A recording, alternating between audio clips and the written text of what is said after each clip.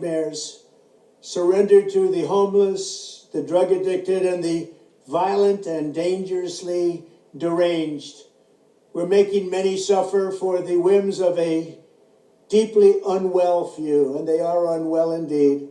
The homeless have no right to turn every park and sidewalk into a place for them to squat and do drugs. Americans should not have to step over piles of needles and waste as they walk down a street, a beautiful city, or at least once beautiful city, because they've changed so much over the last 10 years. Our first consideration should be the rights and safety of the hardworking, law-abiding citizens who make our society function. When I'm back in the White House, we will use every tool, lever, and authority to get the homeless off our streets. We want to take care of them, but they have to be off our streets.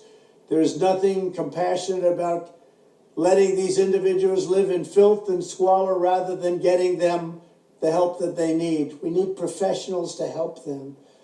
For a small fraction of what we spend upon Ukraine, we could take care of every homeless veteran in America. Our veterans are being treated horribly. Likewise, with all of the money we will save by ending mass unskilled migration, we will have a huge dividend to address this crisis in our own country. Under my strategy, working with states, we will ban urban camping wherever possible. Violators of these bans will be arrested, but they will be given the option to accept treatment and services if they're willing to be rehabilitated. Many of them don't want that, but we'll give them the option. We will then open up large parcels of inexpensive land, bring in doctors, psychiatrists, social workers, and drug rehab specialists, and create 10 cities where the homeless can be relocated and their problems identified. But we'll open up our cities again, make them livable and make them beautiful. For those who are just temporarily down on their luck, we will work to help them quickly reintegrate into a normal life.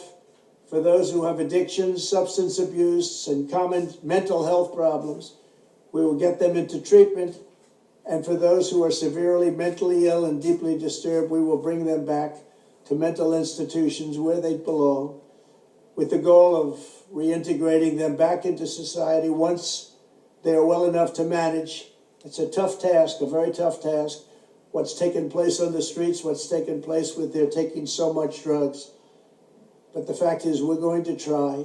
This strategy will be far better and also far less expensive than spending vast sums of taxpayer money to house the homeless in luxury hotels without addressing their underlying issues. And they have so many of these underlying